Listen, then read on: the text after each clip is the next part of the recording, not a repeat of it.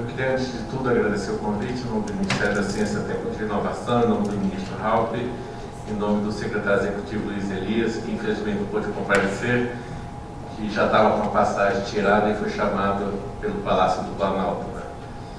Certo? Eu vou falar um pouquinho sobre essa questão, não só da nova empresa, mas mais importante do que falar e focar em nova empresa, o que está acontecendo no ambiente de inovação no Brasil. Se a gente olhar essa tabela aí que mostra 2/3 da indústria nacional, a gente pode ver que no setor de petróleo e gás o investimento nos próximos anos vai ser consideravelmente mais alto, e tanto em valor, em volume, quanto em percentual. E isso é 2/3 da indústria nacional. Então esse número é bastante significativo. A gente também tem que observar que alguns outros setores estão crescendo um pouco de química, que às vezes tem muita sinergia com o setor de petróleo e gás. Isso às vezes pode causar alguns problemas, certo? Quando a gente olha a cadeia de petróleo e gás, 85% das empresas são micro, pequena e média, mas se você for avaliar o volume, não é tão grande assim, ou seja, a questão de estatística muitas vezes engana, certo? Nós temos vários problemas aí na questão das pequenas microempresas, a questão de gestão, a questão do acesso à tecnologia. Se a gente vê a distribuição aqui das empresas, você vê que em quantidade são bastante empresas, mas infelizmente eu não trouxe o volume, mas o volume não é tão grande assim. E uma coisa interessante é que, como nós temos um grande mercado interno, a própria indústria se olha muito para dentro, né? A gente nasce olhando para dentro. Se for um país tipo Taiwan, as empresas nascem olhando para fora. Isso é uma característica bastante interessante.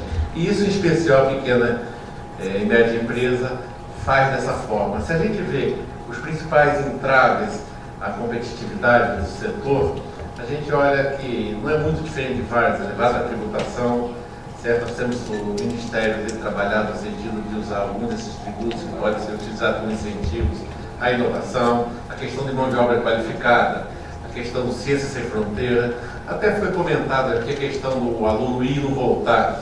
Lembre-se que ele também ficar lá é bom, porque ele deixa laços.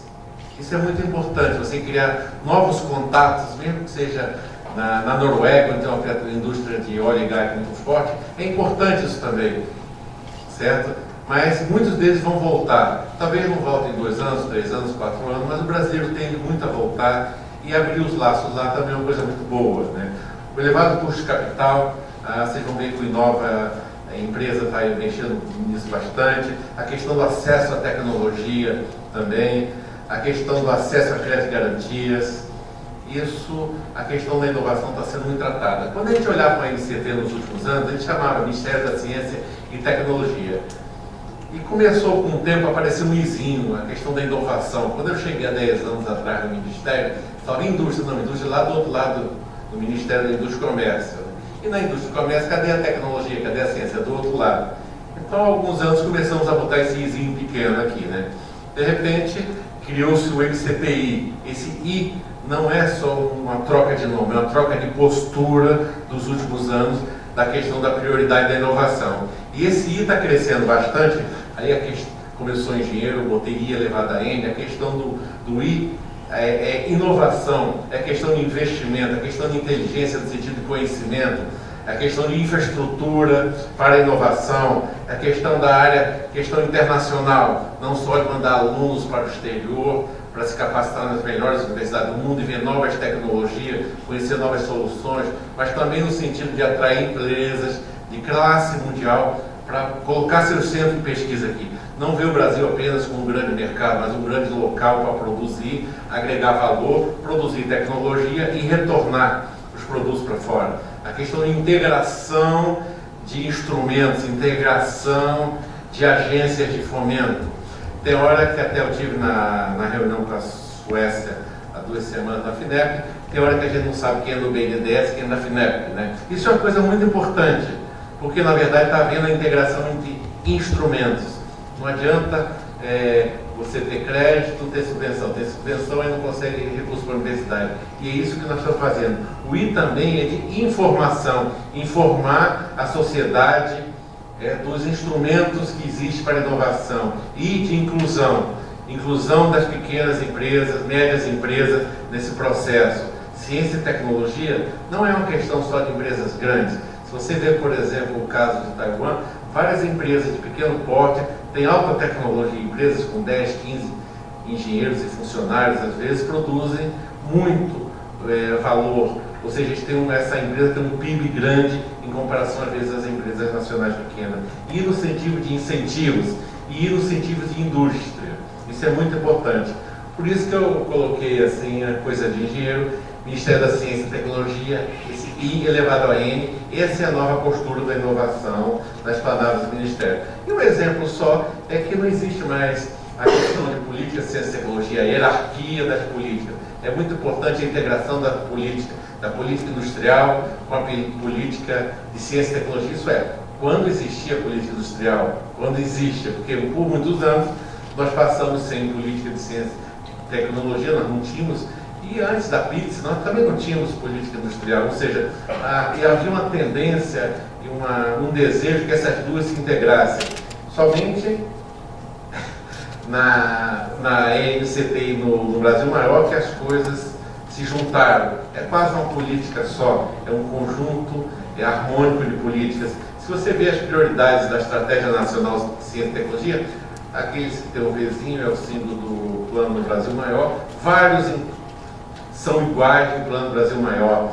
Temos também projetos estruturantes muito importantes. Às vezes a gente pensa só nos pequenos projetos, resolver gargalo, mas temos que criar grandes projetos estruturantes. Por exemplo, uma questão de reator multipropósito brasileiro, é uma infraestrutura multiusuária, projeto Sirius, laboratório dos 5 terceira geração, tudo isso pode ser utilizado na cadeia de petróleo e gás. A questão da nanotecnologia, vários produtos são nanotecnologia. A questão das terras raras, que é um problema estratégico mundial, onde a China está dominando 99% do mercado mundial, vários produtos de alta tecnologia utilizam terras raras.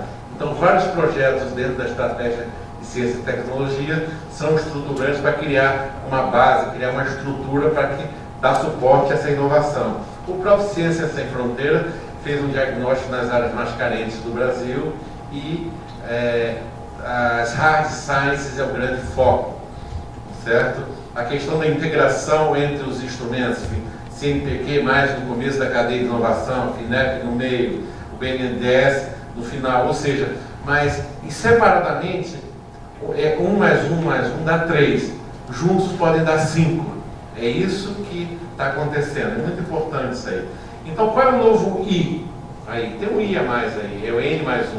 O I é o do Inova Empresa, é um novo instrumento que é integrado, certo? Onde prevê a ampliação do patamar de investimentos. Nós não estamos falando de quilo, não estamos falando de mega, estamos falando muito mais, nós estamos falando de investimentos na classe de bilhões de reais. Ou seja, maior apoio para projetos de risco, fortalecimento das relações ICT empresa, aquela questão da tríplice hélice, a questão de definição de áreas estratégicas. Se um país tem 200 áreas estratégicas, significa que não existe áreas estratégicas.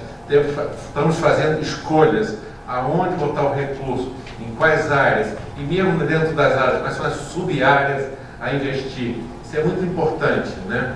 Certo? Ou seja, o volume de investimento é um volume considerável de quase 33 bilhões de reais, onde em torno de quase 30 são investimentos diretos e 4,4, quase 5, são de instituições parceiras. Do investimento direto, você pode ver que tem todos os instrumentos, a questão do crédito, a questão da subvenção, a questão dos não reembolsáveis, renda variável e os 4,4 bilhões, o que tem aqui? Por enquanto, nós temos os 3 de cima, a questão do P&D no âmbito das agências reguladoras. Às vezes a gente olha assim, então quer dizer que a ANEEL vai investir 600 milhões, não é isso. No âmbito do P&D regulado, as empresas que vão investir 600 milhões, isso que quer dizer isso, e muitas vezes pensa que é recurso ANEEL direto, os recursos estão na empresa. Isso é uma coisa interessante. E ainda a Anatel está vindo por aí, mas isso ainda depende de alguns trâmites aí. Quando a gente olha as áreas estratégicas, a gente identifica algumas aí. As principais são essas: cadeia agropecuária, questão de energia, a questão do petróleo e gás, a questão da aeroespacial e defesa, das TICs. Por que isso que eu só citei essas? Porque isso tem tudo a ver com petróleo e gás, tecnologia de informação e comunicação, automação, complexo aeroespacial de defesa, vários produtos que você desenvolve para a área de defesa, eles migram para outras áreas e vice-versa. Ou seja, a questão de você utilizar setores ou complexos industriais como um driver da economia. Lembrando que esse conhecimento se espalha. Hoje, aquele travesseiro que a gente compra foi desenvolvido pela NASA para uma outra aplicação e hoje ele está no mercado. Ou seja, várias tecnologias desenvolvidas no setor de petróleo e gás, da área de defesa, a área espacial, se espalham para os outros setores da economia. Então, é esse o volume de investimento, né? Na questão de micro e pequenas empresas, existe um valor na área de 1,8 bilhões em vários tipos de instrumentos, são coisas específicas para essa categoria de empresas, certo? Para infraestrutura de inovação, igual eu já falei, alguns projetos de infraestrutura laboratorial, como o projeto Sirius, que é a luz 5 terceira geração, que permite 40 experiências simultâneas nessa área, onde se permite desenvolver várias áreas tecnológicas. Tivemos projetos também muito importantes, que no passado já investimos muitos milhões. O exemplo interessante é o PRH, junto com a ANP, onde pretende botar mais 100 milhões de formação de recursos humanos, certo? Agora, ao contrário do que às vezes a gente fala assim, existem alguns apagões de recursos humanos. Por exemplo, o setor eólico. O que aconteceu no setor eólico? Quando teve o boom do setor eólico que nós estamos vivendo, a maioria das empresas do setor eólico contratou a maioria dos pesquisadores. Quando ele contratou a maioria dos pesquisadores, desestruturou a pesquisa em eólica. Então, às vezes, a gente tem que avaliar isso. O próprio setor produtivo tem que avaliar o quanto que ele pode e deve tirar da universidade para que não se desabasteça a universidade. Senão, ele mata a fonte dos seus próprios recursos humanos. Então, é muito importante essa parceria com a universidade.